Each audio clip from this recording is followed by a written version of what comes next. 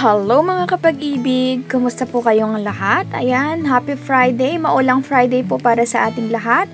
At nawa po no, kung nasaan man po tayo ngayon ay nasa mabuti po tayong kalagayan dahil maulan nga at sunod-sunod ang bagyo. So mag-iingat po ang lahat. And for today's video po no, meron po tayo uling i-feature para sa aming panibagong vlog and pang-siyam na nga po namin ito. So, ngayon po, meron kasi tayong napansin na mga for sale na bahay sa Pag-ibig na ang mumura ata, sobra. At meron pa itong napakalaking discount kasi up to 40%.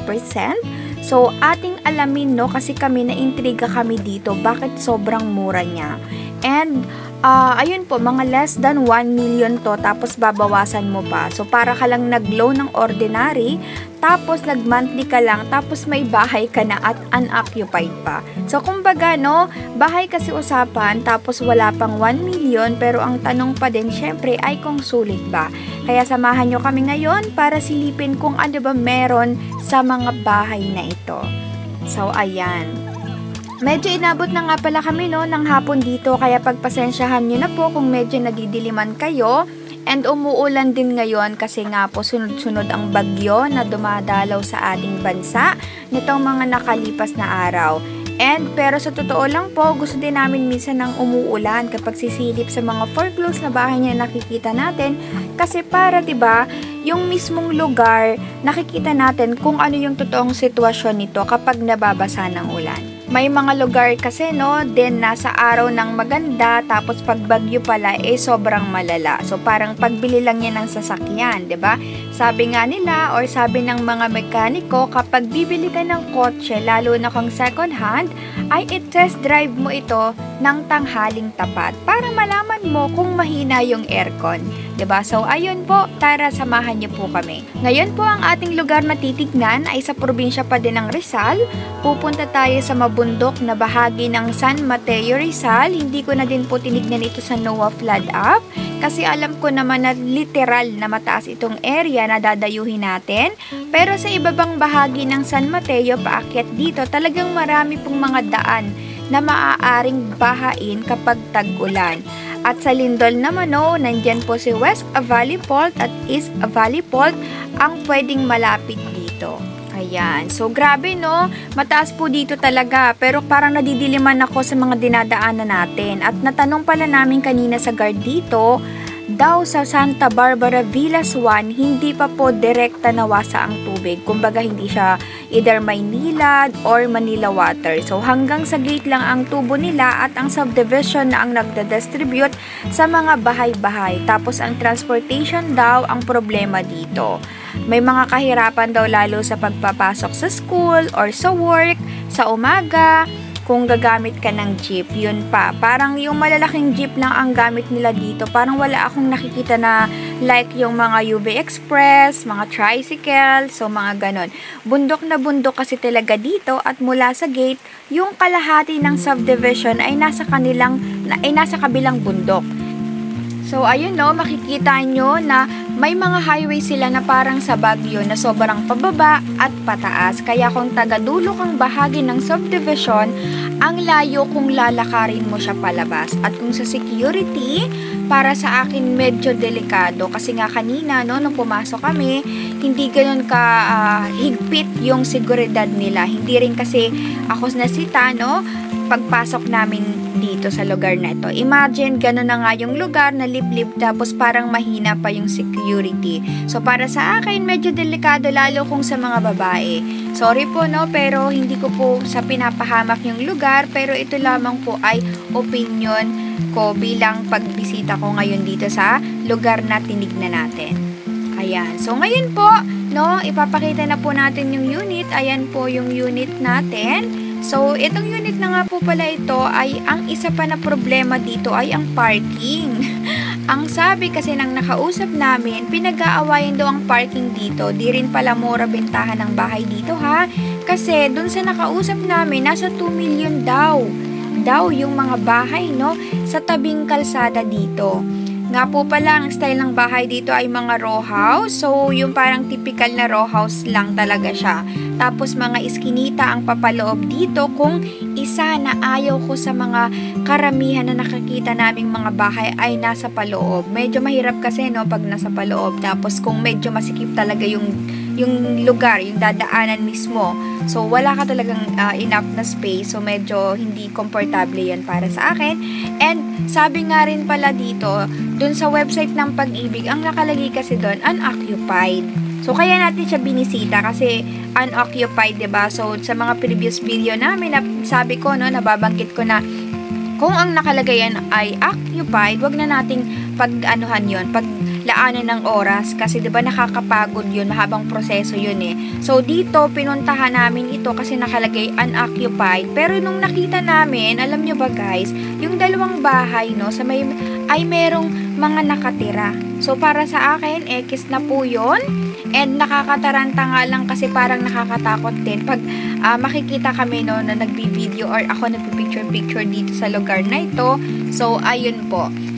So yung pinakabahay nga po pala no, yung presyo ng bahay na yan na pinakita natin ay nasa around 394,000 pesos po. And 40% discount po yan muli sa Pag-ibig. So kumbaga nasa 200,000 na lang no. So kung ako ibibid ko yan, hindi ko siya tataasan. So, pinakasiguro kung 394, nasa 5 to 10k lang yung itataas ko. Kung if ever, no, na magbibid ako, ganun lamang. Kasi para sa akin, hindi rin siya sulit. Pero kung sa isip nyo po, okay pa rin siya, more on sa investment, no, okay lang din naman po. But again, para sa akin, X po nga kasi nung pagpunta natin sa lugar, nakita natin no, na may nakatira. So, occupied yung lugar. So, hindi po yun isang maganda no, para sa amin talaga senyales na kukuha ka ng bahay na occupied sa Pag-ibig. So, sasakit lang po ang ulo natin. So, kami, para sa akin, X siya. So, pinakita na lang din po namin kasi para magkaroon ng mga idea yung iba no, na hindi pala lahat ng nakashow sa Pag-ibig na nakalagay ay nandun sakto dun sa pupuntahan mo na actual, katulad ng may mga ganyan scenario. So para aware din po tayo. Ayan po.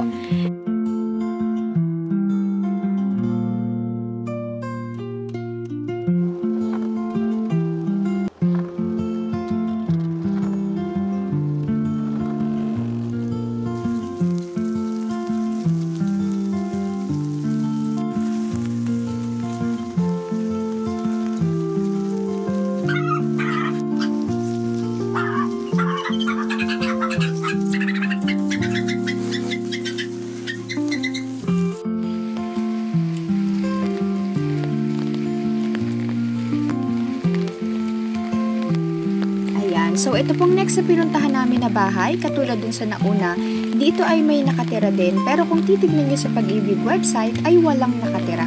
So, katulad dun sa kanina, alam niyo yung pakiramdam na parang kang nahitbulaga.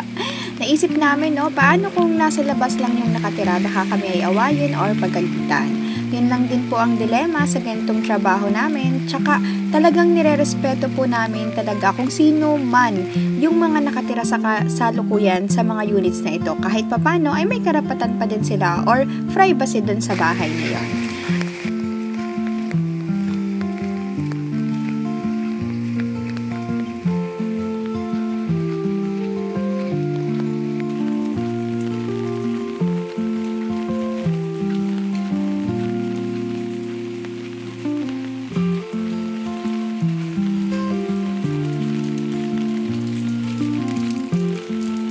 At ito naman po yung last na bahay dito sa Santa Barbara Villas 1 na pinuntahan namin. At para sa akin, no, ito po ang pinaka-okay sa lahat kasi siya lang po yung nasa may gilid ng kalsada at hindi siya sa may looban na walang nakatira. Makikita nyo sa may mga gilid niya ay pwede ang isang parking, pero kung di ko lang sure no kung meron nang nakapark dyan. Yun ang hindi namin sigurado kasi nga daw po dito ay kung sino yung mga dati nang nakatira or yung mga nakauna na dito sa lugar na ito, sila yung sumasakop sa parking. So unahan daw po at minsan nagiging sanhi siya ng pagtatalo.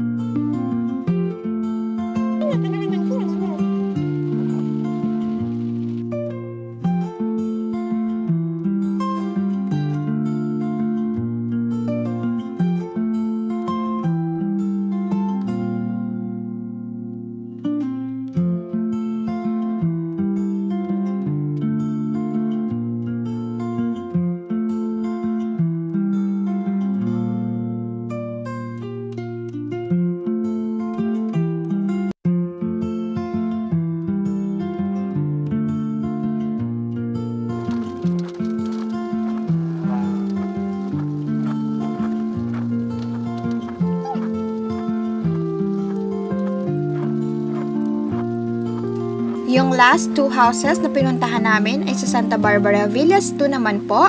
Mga 10 to 15 minutes away siya simula sa pinuntahan natin kanina na subdivision. Dito sa dalawang pinuntahan namin na mga bahay, dito ay parehas pong walang nakatira at mas maluluwag ang mga daan. Pero ang problema naman ay mas malayo po tong subdivision na ito at yung isa lang ang okay dito. Yung isa po kasi sobrang looban naman.